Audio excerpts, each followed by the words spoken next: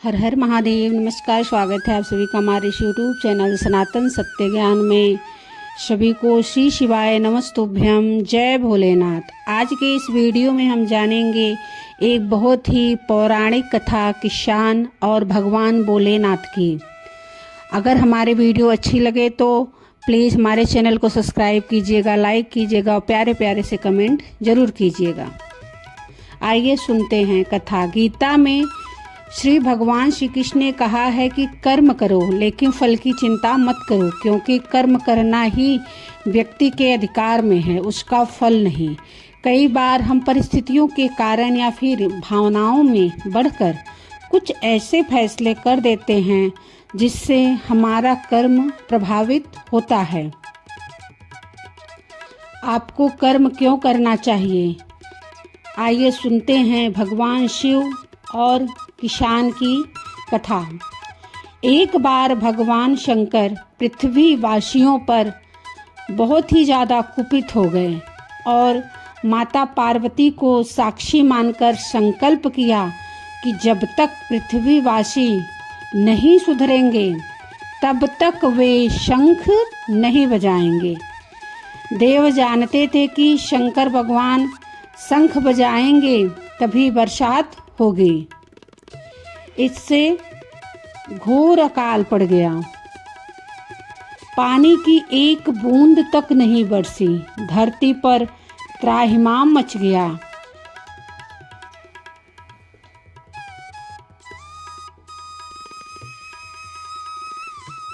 ऐसे में एक दिन भगवान शंकर माँ पार्वती आकाश में विचरण कर रहे थे तो उन्होंने एक अजीब दृश्य देखा कि एक किसान भरी दोपहरी में चिलचिलाती धूप में खेत की जुताई कर रहा है।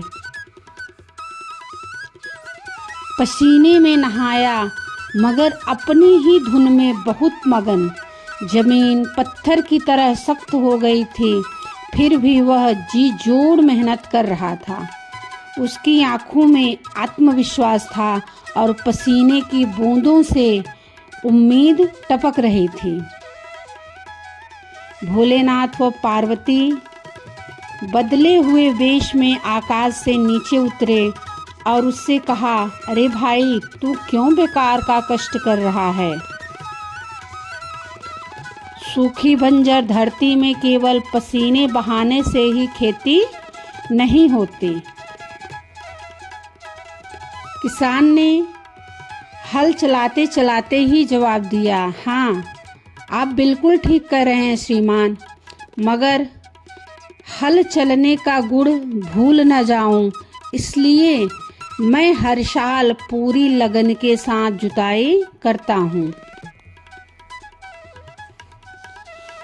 जुताई करना अगर भूल गया तो केवल वर्षा से खेती हो सकेगी क्या? मेहनत का अपना ही परम आनंद है। मैं लोभ के लिए खेती नहीं करता।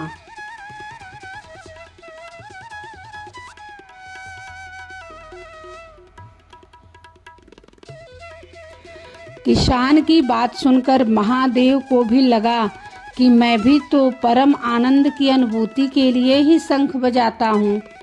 मुझे भी शंख बजाए 1 वर्ष बीत गए हैं, कहीं शंख बजाना भूल तो नहीं गया? उन्होंने तुरंत अपनी झोली से शंख निकाला और जोर से फूंका।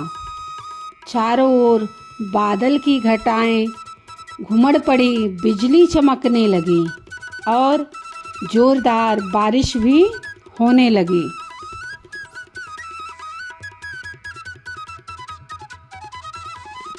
इस वर्षा के स्वागत में किसान के पसीने की बूंदें पहले ही खेत में गिरकर चमक रही थी। इस कथा का सार क्या है? हमारा जो काम है उसे अपनी पूरी निष्ठा से बिना किसी लोभ लालच के करना चाहिए। इसी में परम सुख है। अगर कहानी अच्छी लगी तो हमारे चैनल को सब्सक्राइब कीजिएगा। कमेंट में हर हर महादेव जरूर लिखिए। भगवान भोलेनाथ की कृपा आप सबके परिवार पे बनी रहे। सभी को श्री शिवाय नमस्तुभ्यम। हर हर महादेव। जय भोलेनाथ।